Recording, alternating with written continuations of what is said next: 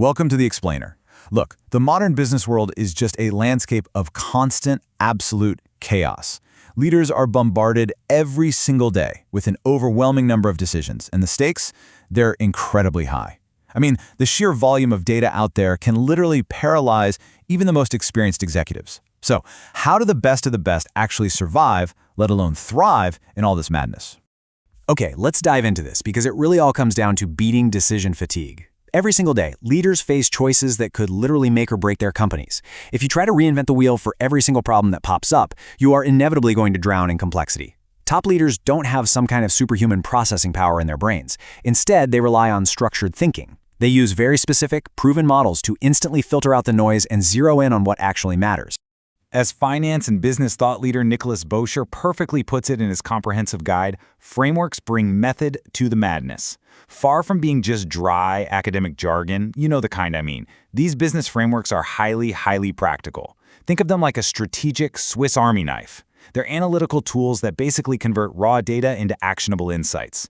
They give your team a shared language, and they bridge that absolutely critical gap between big, abstract strategy and flawless execution. So today we're unboxing this brand new mental toolkit across 4 stages. First, mapping the strategic landscape. Second, finding your competitive edge. Third, executing the vision. And finally, putting together your ultimate mental toolkit. Let's get right into it. All right, part 1, mapping the strategic landscape. Because before you can win a battle, you really need to survey the environment. Which brings us to our very first set of tools. The classic SWOT analysis. Developed at the Stanford Research Institute, this brilliantly categorizes your reality into 4 neat boxes. On the top row, you've got internal factors, things you can actually control, right? Your strengths and weaknesses. Down on the bottom are the external realities you have to navigate, opportunities and threats. Let's take an agile e-commerce startup, for example. Their strength? A super agile development team. But their weakness is limited financial resources. Out in the market, they're looking at a massive opportunity with a booming e-commerce sector, but they face a severe threat from established, well-funded giants. By laying it out visually like this, the startup knows exactly where to leverage its agility to outmaneuver the big guys.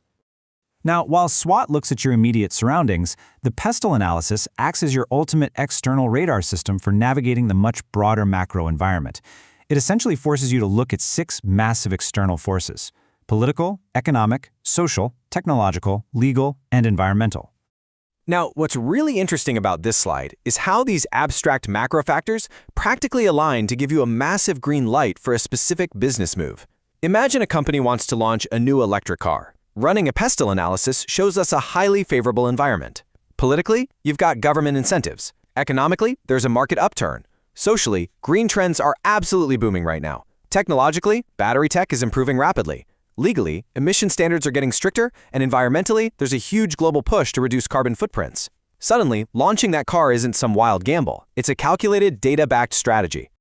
Okay, moving right along to part 2, finding your competitive edge. Now that we know the landscape, how do we position ourselves for an undeniable advantage? Well, if you want to beat the competition, sometimes the absolute best strategy is to make them completely irrelevant. No, seriously. This is the paradigm shift of the blue ocean strategy, introduced by W. Chan Kim and Renee Moborn. Instead of fighting in a red ocean, which is a market bloodied by fierce cutthroat competition, you innovate. You tap into an uncontested blue ocean, where there's plenty of room for growth and 0 rivals. To actually find that blue ocean, you use the 4 actions framework. Just look at how Apple's iTunes completely disrupted the music industry. They moved entirely away from the red ocean of physical CD sales. They eliminated the need to buy whole physical albums. They reduced physical distribution costs to basically 0. They drastically raised the ease of discovering new music, and they created this beautifully integrated digital platform. They didn't just build a better CD store, you know? They literally invented a whole new ocean. But once you have a portfolio of products out there, you really have to know where to put your money. Enter the BCG matrix from the Boston Consulting Group. This thing is a classic. It maps market growth against market share. Imagine a massive tech conglomerate using this exact grid to allocate resources. They've got their cash cows, like those established kitchen appliances that generate steady, reliable cash but grow slowly. They take that cash and use it to fund their stars, highly innovative smart home devices in a rapidly growing market.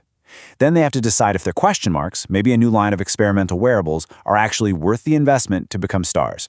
all while actively divesting their dogs, like, say, outdated smartphones that just aren't selling.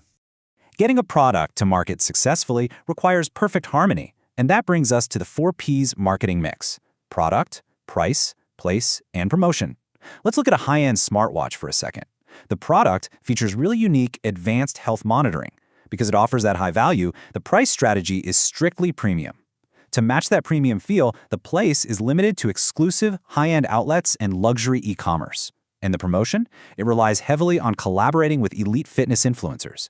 If you tried to sell this super premium product in a massive discount store, the whole harmony would just break. The 4Ps make sure your strategy stays perfectly aligned.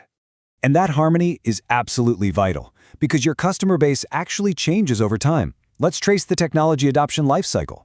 When you launch that new wearable health monitor we just talked about, your audience shifts chronologically. In month 1, you're attracting the innovators, the real risk takers.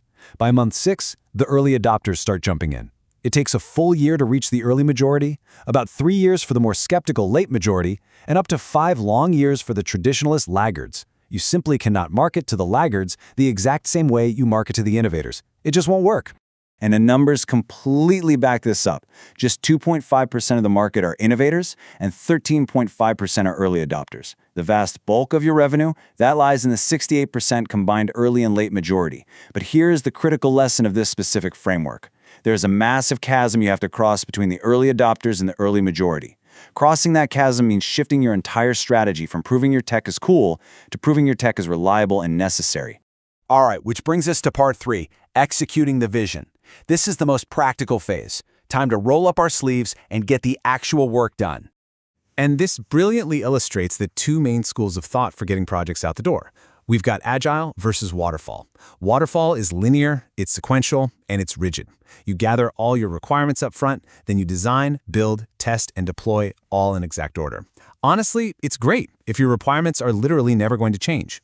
Agile, on the other hand, is adaptive, iterative, and highly collaborative. You work in short bursts or sprints, constantly delivering small pieces of a project and adapting to feedback on the fly. Basically, Agile thrives on change, while Waterfall demands total certainty. Now, to manage that daily workflow, especially in a fast-paced Agile environment, teams use a Kanban board.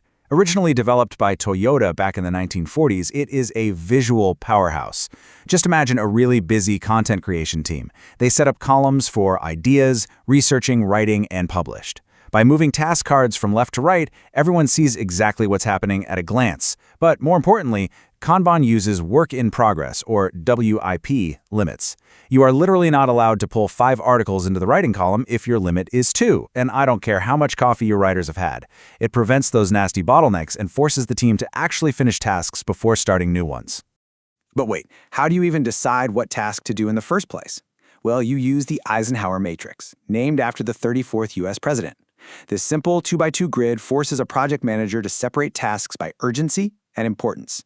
If it's urgent and important, like a critical site-crashing software bug, you do it immediately. If it's important but not urgent, like, say, long-term strategic planning, you schedule it. If it's urgent but not important, you delegate it.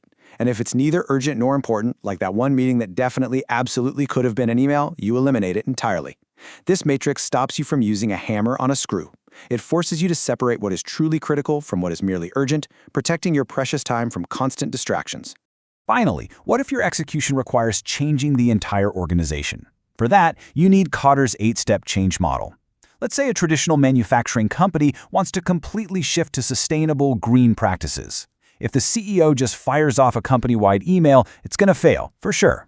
Instead, they must first build a real sense of urgency around climate challenges, then form a powerful guiding coalition across all departments. They have to craft a crystal-clear vision, communicate it relentlessly, and empower action by actually funding green initiatives. Crucially, and this is step 6, they must achieve short-term wins, like dropping their carbon footprint visibly in year 1. You need those wins to keep the team's buy-in before you can consolidate and anchor this new culture permanently. All right, part 4, your ultimate mental toolkit. Let's bring it all together. So, the crucial point is this. Just working hard is no longer enough. The ultimate competitive advantage belongs to the leader who doesn't just react to the chaos, but systematically structures it. Frameworks like the ones we've explored today, from SWOT and Blue Ocean to Kanban and Kotters, are the vital bridges that connect high-level abstract strategy to flawless on-the-ground execution. They save time, they mitigate risk, and they align your entire team around a common language. You now have the blueprints to map your landscape, find your edge, and execute your vision. Look, the chaos of the modern business world isn't going anywhere, but your ability to navigate it, that has just seriously leveled up. Take a look at the challenges sitting on your desk right now. So, what does this all mean for you? Which framework will you pull from your brand new toolkit to solve your next impossible business challenge?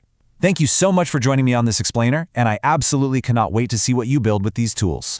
Unlock your future with Reskill India Academy. Transform your dreams into reality as we equip you with the skills that employers crave. Join thousands who have gained hands-on experience and confidence, landing roles in top firms. Don't just earn a degree, become industry-ready. Your success story starts here. The impact on the employability of students of professional degrees has been significant. The program has helped students with the skills and knowledge to be ready for the job market. It has enabled industry partners to get a pool of skilled professionals. The program has helped students with the skills and knowledge to be ready for the job market. It has provided students with the necessary skills for a career in the field. The program has enabled students to gain hands-on experience in their fields, which has enabled them to become more confident and prepared for the job market. Success stories of students who became successful professionals in their respective fields are examples of how students have become industry-ready through the program. Many students trained through the program went on to become successful design engineers at leading companies worldwide. The program has enabled industry partners to get a pool of skilled professionals. The program has allowed industry partners to find the right candidates for their job openings, which has been a benefit to them. The program has enabled industry partners to save money and time by not having to invest in training new employees. The program has seen steady growth and has been successful in its expansion plans. More than 10 cities have been added to the program, and it has trained many freshers and professionals across the country. The program has seen an increase in its partnerships with industry partners, which has enabled it to reach more students and provide them with the necessary skills and knowledge to make them industry-ready. Reskill India Academy collaborates with organizations such as IPQC consulting services, industry associations, IT service providers such as ERP providers, AI and ML designers, digital marketing experts, supply chain experts, manufacturing experts, new product development experts, etc. Under one roof, bringing top-notch entities and delivering world-class learning experiences is the prime motto of the organization. The impact on the employability of students of professional degrees has been significant. The program has been successful in providing students with the skills and knowledge they need to be industry-ready, and has enabled industry partners to benefit from the program by providing them with a pool of skilled professionals. The program has seen steady growth and has the potential for more. Enroll today. For details, please visit www.reskill.in and download Reskill India mobile apps from the Google Store.